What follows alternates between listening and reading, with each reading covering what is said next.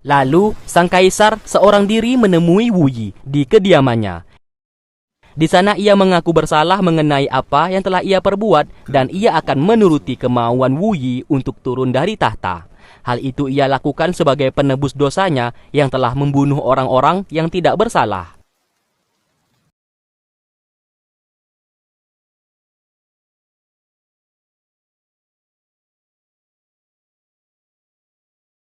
Lalu keesokan harinya, Wu Yi bersiap pergi ke istana atas undangan dari sang kaisar. Ia akan pergi tanpa membawa pasukan. Zhu mengatakan ia takut Kaisar Reki sedang merencanakan sesuatu hal dan ia khawatir akan keselamatan ayahnya. Di istana, semua petinggi negara telah berkumpul.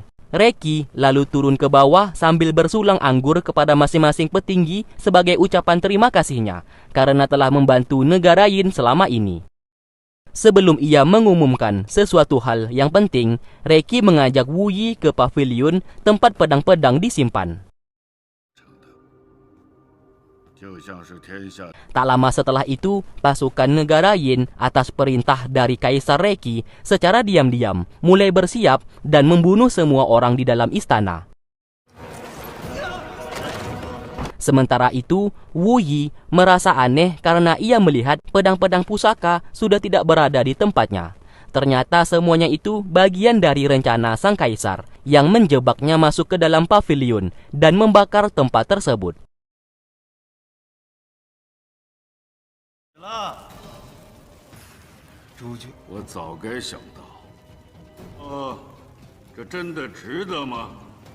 Perang besar pun terjadi. Jenderal beserta pasukan negara Li yang mengetahui Wu Yi dalam bahaya segera menyerang negara Yin.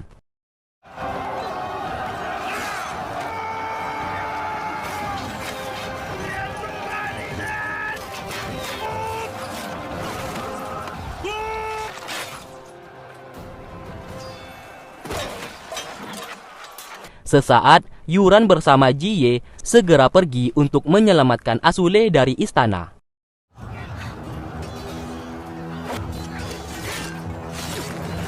Sementara Xiao sedang diikat yang semuanya ini ulah dari Kaisar Reki supaya Xiao tidak ikut campur dan tetap selamat. Pasukan di sana memberikan mahkota dan menjadikan Xiao sebagai seorang raja. Saat ini, Reki memerintahkan untuk membunuh semua penjabat dan perdana menteri. Itu semua dilakukannya supaya Xiao bisa menjadi pemimpin raja negara Yin yang baru. Di pavilion, kebakaran semakin besar yang membuat Wu Yi tidak bisa kabur dari sana. Ia pun marah dan hendak membunuh Reki. Namun tiba-tiba Tuan Sang datang ke sana dan menyelamatkan Reki.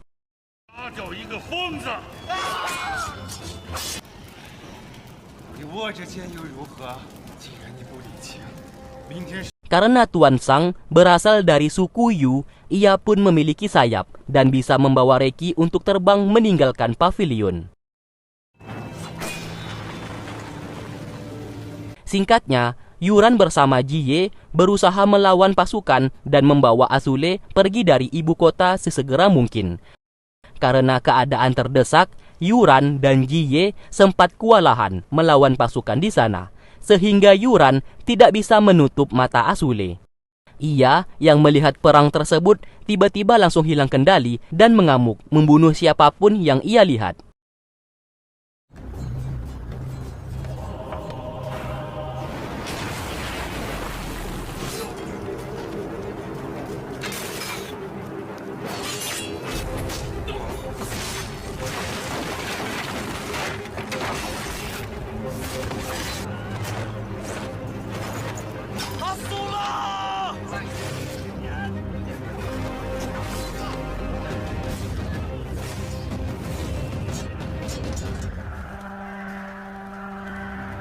Di lain tempat, Tuan Sang bersama Reki menyadari kalau Asule mengamuk di medan pertempuran dan membunuh siapapun di hadapannya. Hal itu membuat rencana mereka menjadi gagal. Tuan Sang tidak ingin ikut campur lagi mengenai masalah negara Yin dan memutuskan untuk undur diri. Karena keselamatan Asule jauh lebih penting. Reki menjadi marah dan memerintahkan pasukan untuk membunuh Tuan Sang yang tidak lagi membantunya. Namun, Tuan Sang tetap bisa pergi dari sana.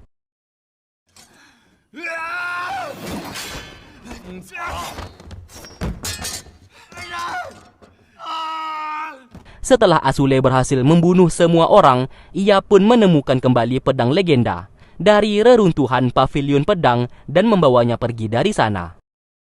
Sementara di tempat lain, Reki melepaskan Xiao dan memintanya untuk pergi sejauh mungkin karena saat ini Wu Yi masih hidup dan rencananya telah gagal. Xiao yang marah melayangkan pedangnya dan membuat luka di wajah Reki.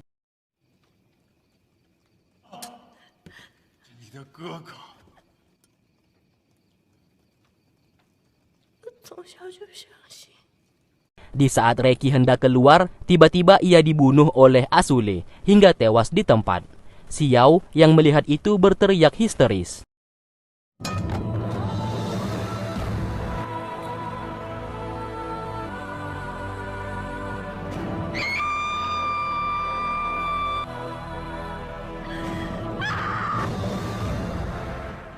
Saat ini, Wu Yi masih hidup.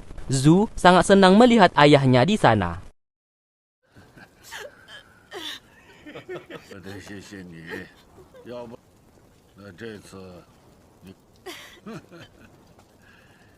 Semua pasukan ingin membunuh Kaisar Reki, namun hal tersebut ditentang keras oleh Wu Yi karena ia takut semuanya ini adalah jebakan yang dipersiapkan oleh Ratu Bunga. Karena terlihat jelas hanya Ratu Bunga yang tidak kelihatan saat peperangan terjadi.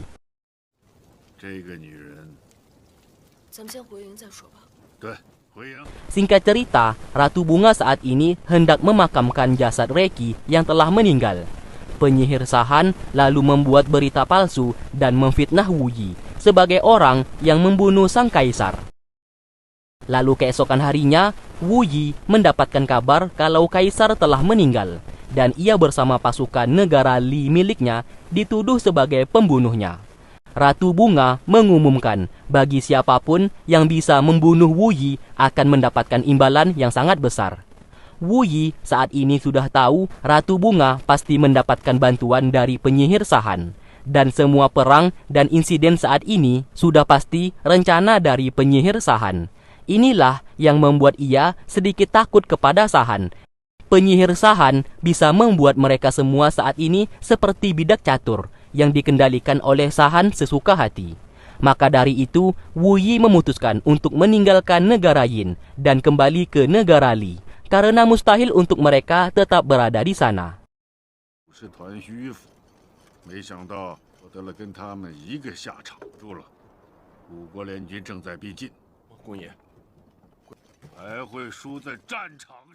Yuran bersama Jie akhirnya menemukan Asule sedang bersama Xiao. Mereka berempat memutuskan untuk pergi meninggalkan negara Yin.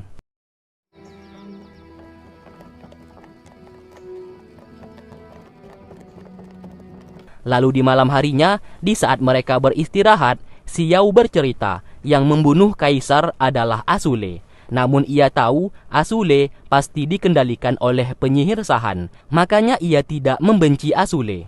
Mereka semua pun sadar, setiap ada bunyi burung gagak, Asule pasti hilang kendali.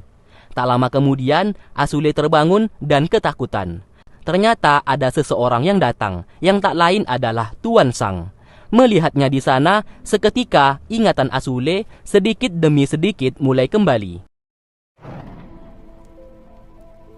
Kedatangannya ke sana untuk mengajak mereka pergi ke suatu desa terpencil agar bisa bertahan hidup di sana. Setelah sampai di sebuah desa terpencil, Tuan Sang merubah identitas mereka sebagai cucunya. Tidak hanya itu, senjata dan barang-barang mereka juga disembunyikan supaya tidak menimbulkan kecurigaan.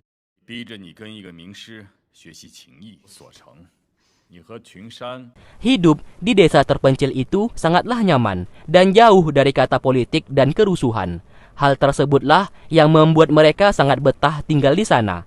Bahkan untuk makan pun seluruh penduduk desa selalu makan bersama-sama.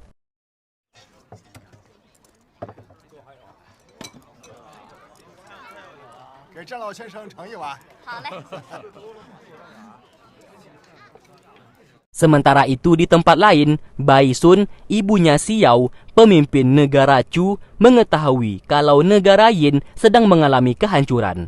Ia menjadi khawatir mengenai keselamatan Xiao anaknya dan tidak tahu apakah masih hidup atau tidak. Di sana, penasihat Bai Sun yang bernama Gilang berencana untuk pergi mencari keberadaan Xiao yang ia yakini masih hidup. Bai Sun menyuruhnya untuk pergi dan harus membawa Xiao kembali dengan selamat. 面对营无益，我已经准。国主请放心。是东路第一名将。早在多年前就。 Singkat cerita, Gilang bersama pasukan negara Chu telah tiba dan menemui Jenderal Xi dari negara Tang. Semua jenderal-jenderal dari berbagai negara telah bergabung, yang dimana mereka akan menghadapi negara Li dan membunuh Wu Yi atas perintah dari Ratu Bunga, pemimpin negara Yin saat ini. 不是不知道，商以免万夫莫开。君，由你来主持，营无益会葬身此地，希望你能活得久一点。取了营无益项上人头，我还知道。 Lalu di malam harinya, Asule yang tertidur menyadari seperti ada seseorang di luar. Lantas ia pun bangun dan pergi mengecek. Xiao yang melihatnya keluar juga mengikutinya dari belakang. Mereka berdua pun masuk ke dalam sebuah gubuk yang ternyata orang di luar merupakan anak yatim yang diperintahkan oleh Kaisar Reki sebelumnya untuk membunuh Asule. Mereka berdua pun meminta maaf dan sangat menyesal telah melakukan hal itu. Asule memaafkannya karena bagaimanapun juga ia masih belum bisa mengingat kejadian sebelumnya. Namun ia yakin kedua anak yatim itu adalah orang yang baik. Dan setelah itu ia pun menyuruh mereka berdua untuk pergi dari sana.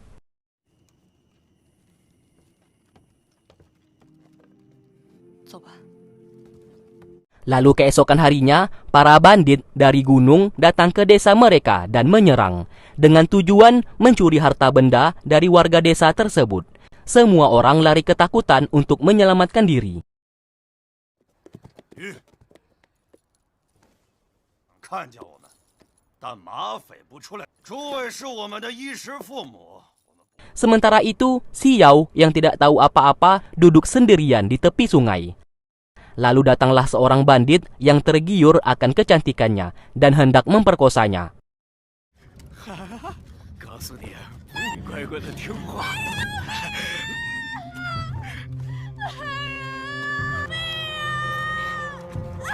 Asule lalu datang ke sana untuk membantu. Namun sayang karena ia hilang ingatan, membuatnya tidak bisa melakukan apa-apa.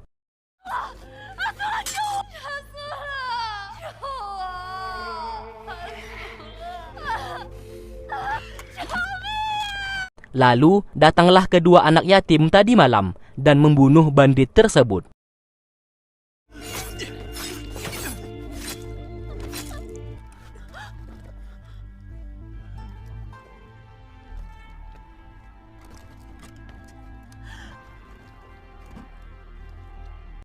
Yuran bersama Jie menyadari kalau Asule masih berada di rumah.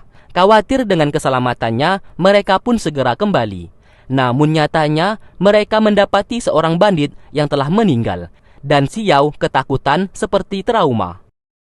Di samping tubuh si bandit terdapat sebuah pisau. Tuan Sang mengetahui pisau tersebut berasal dari negara Yin. Untuk menghindari masalah yang lebih besar, Tuan Sang meminta Jie untuk menyembunyikan mayat bandit tersebut, sedangkan ia akan menemui kepala desa. Lalu semua warga berkumpul, dan kepala desa berkata, kedatangan para bandit saat ini bukan hanya ingin mencuri harta mereka, melainkan juga meminta kepala desa untuk menyiapkan 3 gadis sebagai pelayan. Mengetahui hal itu, semua warga menjadi murka terhadap kelompok bandit yang semakin lama semakin semena-mena. Mereka pun berencana untuk melakukan perlawanan.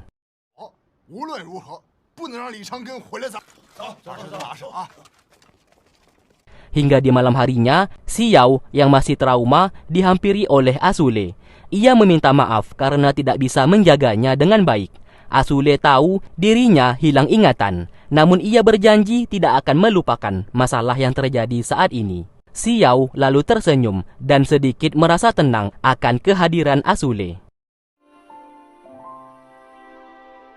Kepala desa meminta Jie untuk memimpin warga desa pergi ke hutan untuk menebang pohon agar bisa dijadikan senjata dalam melawan kelompok bandit.